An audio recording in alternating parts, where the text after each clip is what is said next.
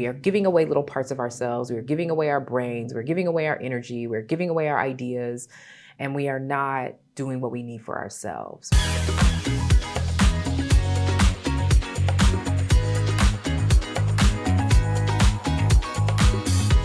Hey there.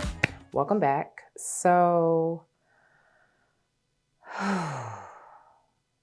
hopefully you have had a chance to do some thinking about what you want and how you want your life to feel.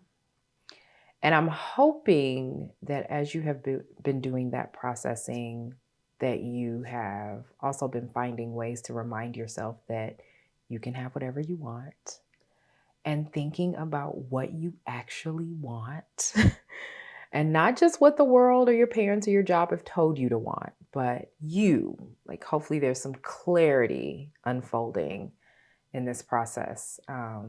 It's funny, these are my tools and I still use them on myself. Like, when I get that feeling I'm about to get into something and I'm like, I don't know if I really want to do that. Alarms go off immediately when I hear, I don't know if I want to do that.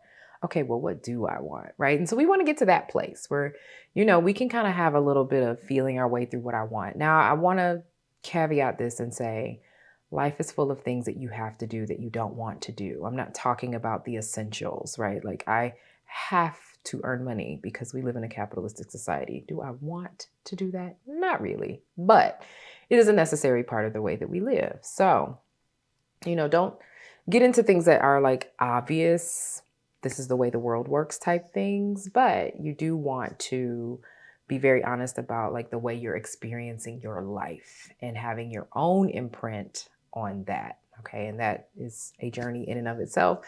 And you'll start to catch, the ways that you are giving your wants away as you continue on this journey. So, as a result of this process, if you're anything like me, it's possible that you may be reckoning with some hard truths. So if you have been going through, what do I want? How do I want my life to feel? You may be uncovering like, yo, I got a good list of stuff that I don't actually want that I have. And why am I here? Like, why? Like, what happened? And if you're coming to the place where you're facing some hard truths, that is okay. None of what we will talk about in Humaning Well, this podcast is going to be easy stuff. It may be simple, but like easy, not so much. But it is about you getting to center yourself in a way that keeps you from living in a cycle of self-betrayal, because that's what most of us are doing. We are giving away little parts of ourselves. We're giving away our brains. We're giving away our energy. We're giving away our ideas. And we are not doing what we need for ourselves, right? And the world just kind of creates opportunity for you to keep on doing that. And we're going to talk about a lot of concepts that interrupt that touch all the Humaning Well pillars. But today, I thought it was a good time for me to share a hard truth that I had to face about a journey, honestly, that I'm still on. And that, I was embarrassed and even angry to have, exposed to me. Just to lay it out and make it plain, I have treated my body terribly, terribly. I have given very little intentional love and care to my body. I've done the things I am supposed to do. I will go to the doctor. I will take care of my teeth. I will make sure that my skin is good. But like, when I say bare minimum, this is the thing I use to carry my brain around. That's the way I have treated my body. I need it to be functional, but everything else is auxiliary. I have outright neglected my physical form. And, so much so that honestly, my man called me on it one day and I like got pissed at him. Like, I rattled off all the things that I do. And I'm like, I got a Reiki. I get my massages. I do cold punches. I will go float. I do acupuncture and cupping and all this stuff. And he just like watched me go through this list. And then he goes, and then you go right back in that office and sit down and work yourself to the bone. And I was like, yeah, but you have to have balance and I've still got to work and it's important. And this is what gets me to where I'm going and blah, blah, blah, my success. And like, oh my gosh, it's so embarrassing. It really is.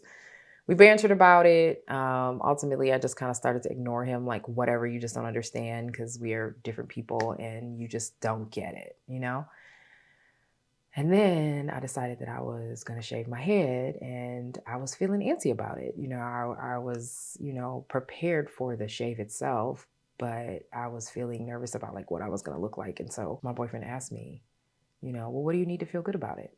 And we'll talk about that. What do you need in another episode? Because what do you need is, that's a question, honey. Put that in your pocket. But what do you need to feel good about it? And I thought about it. I realized how much I did not take care of my body. I realized how much I hid behind this funky haircut. And that was tough because I wanted a better body for this bald head to sit on. And, that's a journey that, I'm honestly just being fully transparent still on. And then I finally shaved it and had the strength to admit to myself. So this is layered. So, okay, I faced I'm not taking good care of my body like before I shaved it. And then after I shaved it, I was like really having to face because I can really see my hair loss is very visible. Just the discoloration in my head where I have like hair that's thicker and thinner or whatever.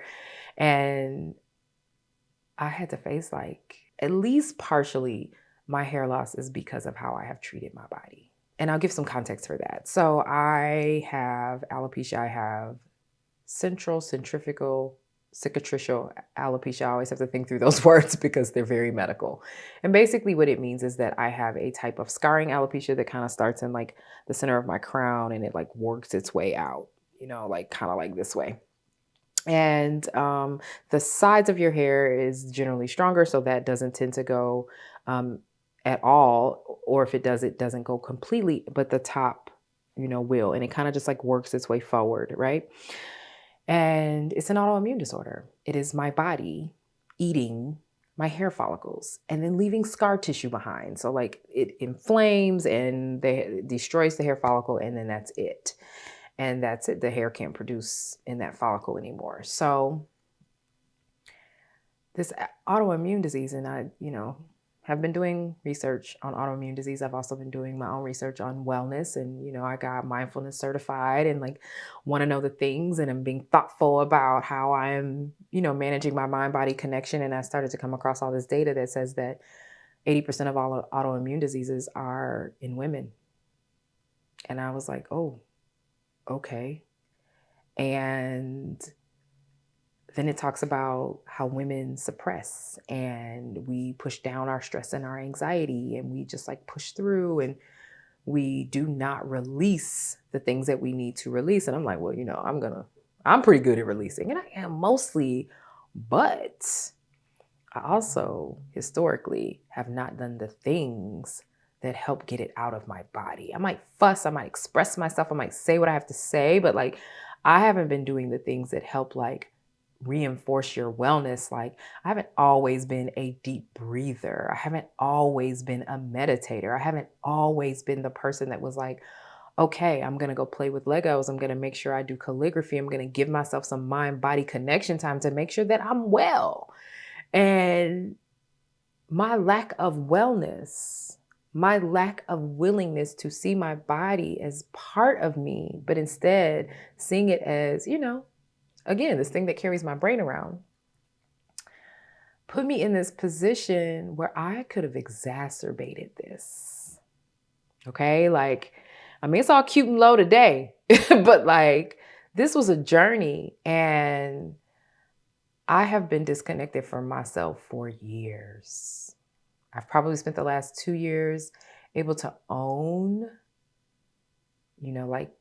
that has been true, and rectify and, reconnect. But I gave myself to work and striving and being successful. And I gave up so many things that I didn't even realize on that journey. And slowly, as I start to take more responsibility for my well-being, and specifically that mind-body connection, being intentional about loving kindness towards myself, being intentional about, doing my box breathing when I'm feeling stressed, being deliberate about noticing.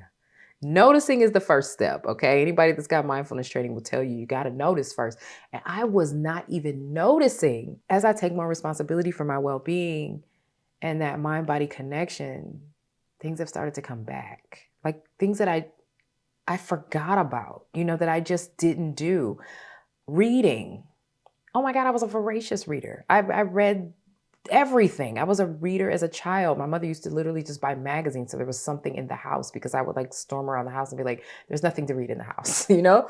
And I want to read again and I want to read fiction and I want to like actually sit and enjoy it. Like I actually bought myself a Kindle so that I can read and not have to carry books around because I do travel a lot. But that was gone. I can't tell you the last time I sat down and read a book. Listen, I will audiobook all day. But reading, like the actual sitting, being still and consuming the words on the page, gone. Writing, I am a writer. I have been a writer as long as I can remember. And I stopped writing for myself, from my soul for ages. If it wasn't work related, I wasn't writing. Like I gotta work. I got things to do. I have deliverables.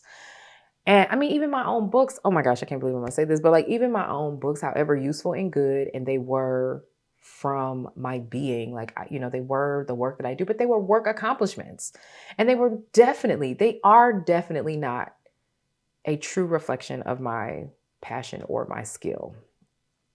Oof, very candid moments here. Anyway, but now writing is back and like it's showing up in the most random places. My captions on Instagram, I'm sure people are like, what? Why is this 5 paragraphs long? But like it's pouring out of me. I am craving writing. I have been giving myself space to journal and I haven't journaled in uh, forever. So humaning well for me in this moment, in this season, has meant that I have, had to be willing to face this tough stuff. And I know that's an ongoing journey. There's always going to be some tough stuff to face. And this specific thing has been very tough.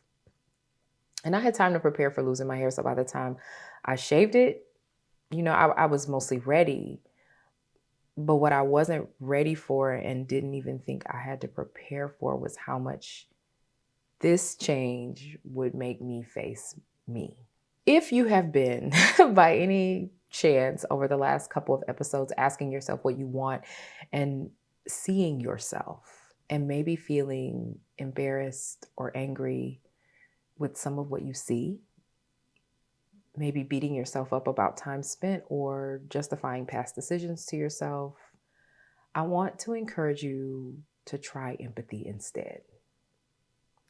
We think of empathy as being just for other people. Like, I have empathy for something someone else experienced. I have empathy for, we've been seeing a lot of posts about the California wildfires. And, I have empathy for that experience. We have been coached around empathy, but we haven't always thought about it as something that we should turn inward. And it's actually a really powerful motivator. Empathy has helped me to set better goals for myself. It's given me better boundaries. It's helped me think more critically about how I human and to be more willing to notice and adjust my mistakes on the journey. So today's takeaway is just a couple of sentiments that you can use with yourself when you are starting to face, because it's going to happen. if you're on the journey to wellness, it's going to happen. When you are starting to face some of the tough parts of you, okay, especially if it's around self-betrayal. And there's a lot of self-betrayal.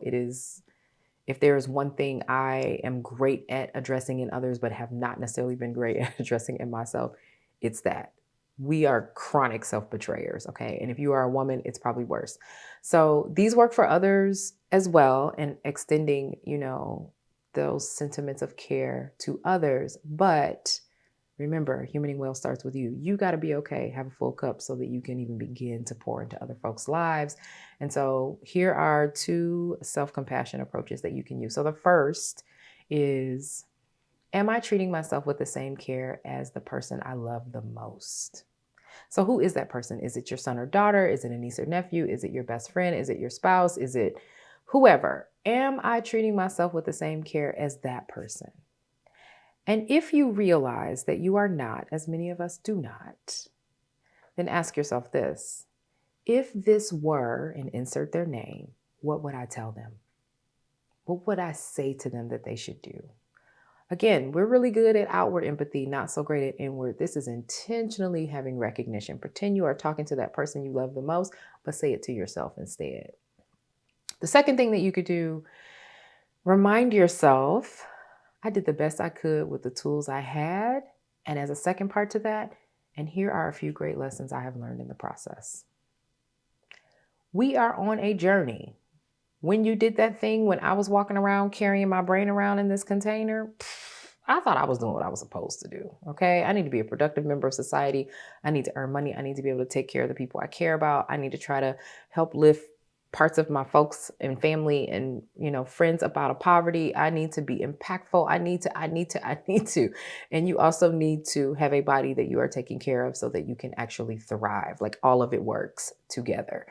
And so, yes, I did the best I could with the tools that I had. And a few great lessons I have learned in the process are, okay, and then you can make yourself a short list, like remind yourself the good that came out of it because there's always a bit of good. And I just want to close with this last little sentiment for you to put in your pocket. Please remember, no one makes it to adulthood without scars. No one, everyone has a wound of some kind if you are here as a grown person. So, keep that in mind. Give yourself some grace and take good care of yourself. And I'll see you on the next episode.